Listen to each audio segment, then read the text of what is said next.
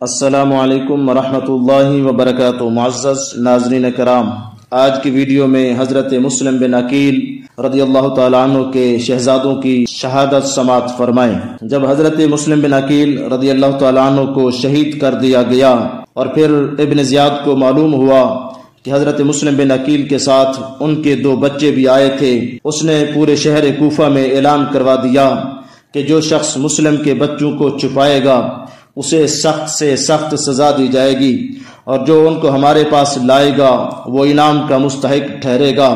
ابن زیاد کے اس اعلان کو سن کر قاضی صاحب گھبرا گئے، خود زاد راہ تیار کیا گئے اور اپنے بیٹے اسد سے کہا کہ آج باب العراقین سے ایک قافلہ مدینہ منورہ کی طرف جانے والا ہے، ان بچوں کو لے جا کر کسی محب اہل بیت کے سپرد کر دو اور انہیں تاکید کر دو کہ ان بچوں کو بحفاظت مدینہ طیبہ میں پہنچا دیں۔ لیکن اس کے جانے تک وہ قافلہ چلا گیا تھا۔ اس نے کہا وہ دیکھو سامنے قافلہ جا رہا ہے، تم دونوں بھاگتے ہوئے اس قافلے کے ساتھ مل جاؤ، اس کے ساتھ شریک ہو جاؤ۔ لیکن جب وہ دونوں شہزادے تیزی کے ساتھ چلنے لگے تو قافلہ غائب ہو گیا ہے۔ ننھے بچے اس تنہائی میں ایک دوسرے سے گلے مل کر رونے لگے ہیں اور ماں باپ کو پکار پکار کر جی جان کھونے لگے ہیں۔ ابن زیاد کا اعلان سن کر مال و زر کی تلاش رکھنے والے سپاہی جو بچوں کی تلاش میں نکلے ہوئے تھے، تھوڑی دیر کے بعد انہوں نے بچوں کو دیکھا اور انہیں حاصل کر لیا۔ پکڑنے کے بعد ابن زیاد کے پاس پہنچا دیا ہے۔ اس نے بچوں کو جیل میں رکھا اور جیل کا دروغہ مشکور نامی شخص تھا جو محب اہل بیت تھا، اہل بیت اطہار سے محبت کیا کرتا تھا۔ اسے بچوں کی بے کسی پر بہت ترس آیا ہے۔ اس نے فیصلہ کر لیا ہے کہ بچوں کی بہرحال جان بچانی ہے، چاہے اپنی جان بھی چلی جائے تو مجھے اس کی کوئی پرواہ نہیں ہوگی۔ چنانچہ اس نے رات کے اندھیرے میں بچوں کو جیل سے نکالا ہے، اپنے گھر لایا ہے، کھانا کھلایا ہے اور اپنی انگوٹھی بطور نشانی دی ہے، اور شہر کے باہر قادسیہ کی راہ پر لا کر کہا تم لوگ اسی راستے پر چلتے جاؤ، چلتے جاؤ۔ جب قادسیہ پہنچ جاؤ تو کوتوال سے ملنا، ہماری انگوٹھی دکھانا اور سارے حالات بتا دینا، وہ ہمارا بھائی ہے، تم لوگوں کو بحفاظت مدینہ طیبہ پہنچا دے گا۔ دونوں بچے قادسیہ کی طرف چل پڑے ہیں، مگر چونکہ انہیں بھی اس ننھی سی عمر میں شہادت سے سرفراز ہونا تھا اس لیے وہ راستہ بھول گئے تھے۔ رات بھر چلتے رہے اور جب صبح ہوئی تو گھوم پھر کر اسی جگہ پہنچے کہ جہاں سے کوفہ کے باہر قادسیہ کے راستے پر چلے تھے۔ ننھا سا کلیجہ خوف سے دہل گیا ہے کہ کہیں پھر کوئی پکڑ کر ابن زیاد کے پاس حوالے نہ کر دے۔ قریب میں ایک کھوکھلا درخت نظر آیا ہے، وہیں ایک کنواں بھی تھا۔ اس درخت کی آڑ میں جا کر دونوں شہزادے بیٹھ گئے ہیں۔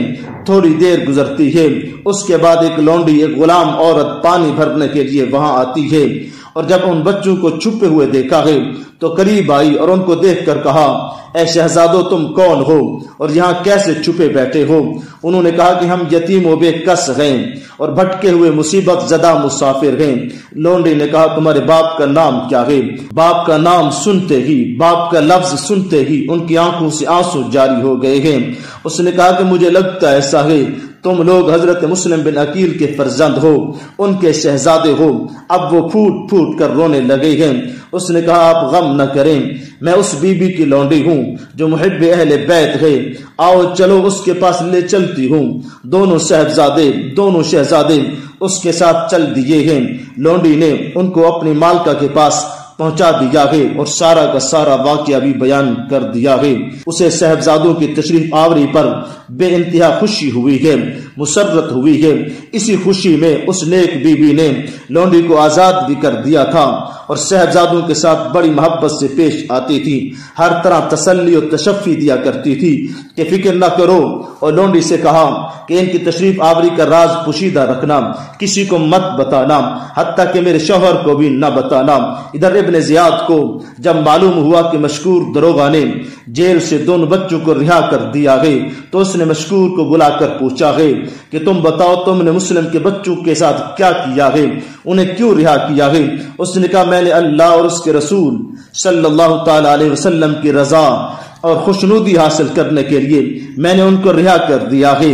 ابن زیاد نے کہا کہ تو مجھ سے ڈرا نہیں ہے، تمہیں مجھ سے ڈر نہیں لگتا؟ اس نے کہا جو اللہ سے ڈرتا ہے وہ کسی اور سے نہیں ڈرتا۔ ابن زیاد کہنے لگا تجھے ان بچوں کے رہا کرنے میں کیا ملا ہے، کیا اجر ملا ہے؟ انہوں نے کہا مجھے امید اس بات کی ہے کہ ان کو رہا کرنے کی وجہ سے رسول اللہ صلی اللہ علیہ وسلم قیامت کے میدان میں میری شفاعت ضرور فرمائیں گے، البتہ تو مسلم بن عقیل کو شہید کرنے کی وجہ سے اس نعمت سے محروم ہو گیا ہے۔ ابن زیاد غضبناک ہو گیا ہے، غصے میں آیا ہے اور کہا کہ میں ابھی تجھے سزا دیتا ہوں۔ اس نے کہا ایک نہیں، مشکور کہ اگر 1000 جانیں بھی ہوں تو میں سب کو ایک ایک کر کے ان پر قربان کرتا چلا جاؤں گا۔ ابن زیاد نے جلاد سے کہا کہ اسے اتنے کوڑے مارو، اتنے کوڑے مارو کہ یہ مر جائے اور شہید ہو جائے، انہیں قتل کر دو۔ حتیٰ کہ جلاد نے جب کوڑے مارنا شروع کیے ہیں تو مسکور نے پہلے کوڑے پر کہا بسم اللہ الرحمن الرحیم، دوسرا کوڑا کھانے پر کہا الہ العالمین مجھے صبر عطا فرما، جب تیسرا کوڑا لگا ہے اس پر کہا اے خداوند قدوس مجھے بخش دینا، جب چوتھا کوڑا لگا ہے تو کہا الہ العالمین مجھے اہل بیت نبوت کی محبت میں یہ سزا مل رہی ہے، جب پانچواں کوڑا لگا ہے کہا یا الہی مجھے اپنے رسول صلی اللہ تعالی علیہ وسلم اور ان کے اہل بیت اطہار کے پاس پہنچا دے۔ پھر اس کے بعد خاموش ہو گئے اور جلاد یہ کوڑے مارتا رہا حتیٰ کہ اپنا کام تمام کر دیا ہے۔ انا للہ و انا الیہ راجعون، وہ مشکور دروغہ اپنی جانیں افرین کے سپرد کر دیا ہے۔ ادھر وہ نیک بی بی دل و جان سے بچوں کی خدمت میں لگی تھی اور ہر طرح ان کی دل جوئی کرتی رہی تھی، پھر رات میں کھانا کھلا کر ان کو ایک علیحدہ کمرے میں سلا کر واپس چلی آئی کہ اس کا شوہر حارث آ گیا ہے۔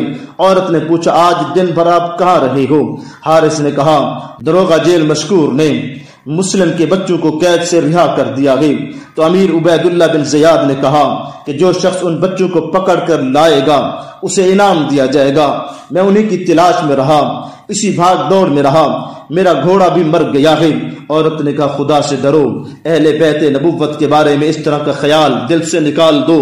کہنے لگا چپ رہے، تجھے کیا پتا، جو شخص ان بچوں کو لائے گا اسے انعام و کرام دیا جائے گا۔ حارث کا دل سیاہ ہو چکا تھا، عورت کی باتوں کا اس پر کوئی اثر نہ ہوا اور کھانا کھا کر وہ سو گیا ہے۔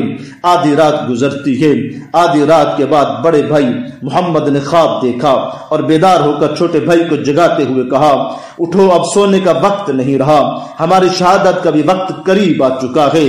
ابھی میں نے خواب میں بابا جان کو دیکھا ہے کہ وہ رسول اللہ صلی اللہ علیہ وسلم، مولا کائنات حضرت علی المرتضی رضی اللہ تعالی عنہ اور حضرت سیدہ فاطمہ الزہرا سلام اللہ علیہا اور حضرت حسن مجتبی رضی اللہ تعالی عنہم کے ساتھ جنت کی سیر کر رہے تھے۔ چھوٹے نے کہا بھائی جان میں نے بھی اسی طرح کا خواب دیکھا ہے۔ یہ کہہ کر دونوں بھائی رونے لگے ہیں۔ ان کے رونے اور چلانے سے حارث بدبخت کی آنکھ کھل گئی ہے۔ ظالم نے بیوی کو جگا کر پوچھا کہ یہ بچوں کے رونے کی آواز کہاں سے آ رہی ہے؟ عورت بیچاری سہم گئی ہے، پریشان ہو گئی ہے، اس نے کوئی جواب نہ دیا۔ ظالم نے خود اٹھ کر چراغ جلایا ہے اور کمرے کی طرف چل پڑا ہے جہاں سے آواز آ رہی تھی۔ جب اندر داخل ہوا تو دیکھا دو چھوٹے سے بچے ہیں، ننھے بچے ہیں، روتے روتے بے حال ہو رہے ہیں۔ پوچھا تم کون ہو؟ کیونکہ وہ شہزادے اسی گھر کو اپنی جاہ پناہ سمجھتے تھے، اس لیے انہوں نے صاف صاف کہہ دیا کہ ہم مسلم بن عقیل کے یتیم بچے ہیں، ہم ان کے شہزادے ہیں۔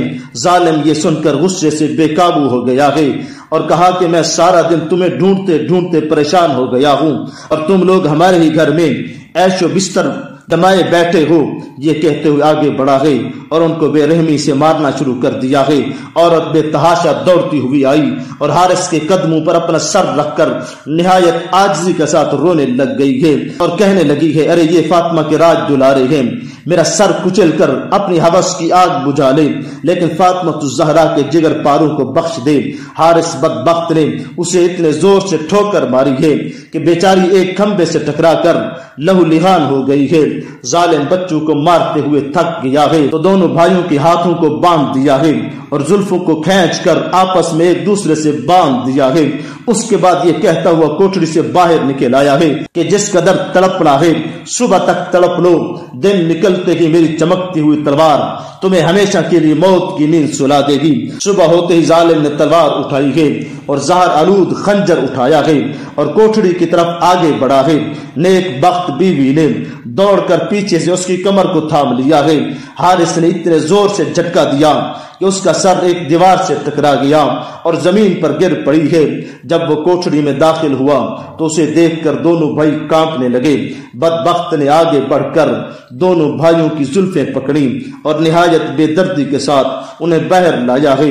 تکلیف سے دونوں بھائی تلملا اٹھے اور رو رو کر فریاد کرنے لگے، لیکن ظالم کو ترس نہ آیا۔ سامان کی طرح ایک خچر پر لاد کر دریائے فرات کی طرف چل پڑا ہے، اور جب اس کے کنارے گیا تو انہیں خچر سے اتار کر دونوں ہاتھوں کو کھولا ہے اور سامنے کھڑا کر دیا کہ پھر میان سے تلوار نکالی ہی تھی کہ اتنے میں اس کی بیوی ہانپتی کانپتی آ پہنچی ہے۔ آتے ہی اس نے اپنے شوہر کا ہاتھ پکڑ لیا اور خوشامد کرتے ہوئے کہا، خدا کے لیے اب بھی مان جاؤ، اہل بیت رسالت کے خون سے اپنا ہاتھ رنگین مت کرو۔ دیکھو بچوں کی ننھی سی جان ہے جو سوکھی جا رہی ہے، تلوار سامنے سے ہٹا لو۔ حارث پر شیطان پوری طرح سوار ہو چکا تھا، وہ مکمل طور پر بدبخت بن چکا تھا۔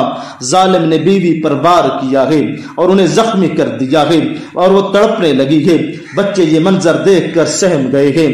اب حارث اپنی تلوار لے کر بچوں کی طرف بڑھا، وار کرنا ہی چاہتا تھا کہ بڑا بھائی سامنے آیا ہے، چیخ اٹھا ہے، کہنے لگا خدا کے لیے پہلے مجھے ذبح کرو، میں اپنے بھائی کی تڑپتی ہوئی لاش کو نہیں دیکھ سکتا۔ اور چھوٹے بھائی نے سر جھکاتے ہوئے عاجزی کے ساتھ کہا، بڑے بھائی کے قتل کا منظر میں بھی نہیں دیکھ سکتا، خدا کے واسطے پہلے میرا ہی سر قلم کر دو، پہلے میری ہی شہادت کو قائم کر دو، پہلے مجھے شہید کر ڈالو۔ کہنے لگا پہلے مجھے ہی شہید کر ڈالو۔ ظالم کی چمکتی ہوئی تلوار سے دو ننھی چیخیں بلند ہوئیں اور یتیم بچوں کے کٹے ہوئے سر خون میں تڑپنے لگے ہیں۔ انا للہ و انا الیہ راجعون۔ اب جو وہ قاتل تھا، وہ جو حارث تھا، اس کا انجام کیسا ہوا؟ جب بچوں کو شہید کر دیا ہے، ان کی لاشوں کو دریائے فرات میں پھینک دیا ہے اور سروں کو توبڑا میں رکھ کر لے گیا اور ابن زیاد کے سامنے پیش کر دیا ہے۔ اس نے کہا کہ اس میں کیا ہے؟ حارث نے کہا انعام و اکرام کے لیے حارث آپ کے دشمنوں کا سر کاٹ کر لایا ہے۔ ابن زیاد نے کہا یہ میرے کون سے دشمن ہیں؟ کہنے لگا مسلم کے فرزند ہیں، مسلم بن عقیل کے شہزادے ہیں۔ ابن زیاد یہ سن کر غضبناک ہوا ہے، غصے کے عالم میں آیا ہے اور کہنے لگا تجھے قتل کرنے کا حکم کس نے دیا تھا؟ کم وقت میں نے یزید کو لکھا ہے کہ مسلم کے فرزند گرفتار ہو چکے ہیں، اگر حکم ہو تو میں انہیں آپ کے پاس بھیج دوں۔ اگر یزید نے زندہ بھیجنے کا حکم دے دیا تو پھر میں کیا کروں گا؟ تو میرے پاس ان کو زندہ کیوں نہیں لایا؟ حارث نے کہا مجھے ڈر تھا کہ شہر کے لوگ انہیں مجھ سے چھین نہ لیں۔ حارث سے ابن زیاد نے کہا اگر تجھے ڈر تھا تو ان کو کہیں چھپا کر مجھے خبر کر دیتا، میں ان کو سپاہیوں کے ہاتھ منگوا لیتا، تو نے میرے حکم کے بغیر ان کو قتل کیوں کیا ہے؟ پھر ابن زیاد نے مجمع میں نگاہ ڈالی اور ایک شخص جس کا نام مقاتل تھا اس سے کہا کہ اس بدبخت کی گردن مار دے۔ چنانچہ حارث کی گردن مار دی گئی اور وہ خاسرت دنیا والآخرہ کا مصداق ہوا۔ نہ خدا ہی ملا، نہ وصال صنم، نہ ادھر کے رہے نہ ادھر کے رہے۔ اللہ رب العزت ہمیں دین متین کی صحیح معنوں میں سمجھ عطا فرمائے، آمین۔ وما توفیقی الا باللہ۔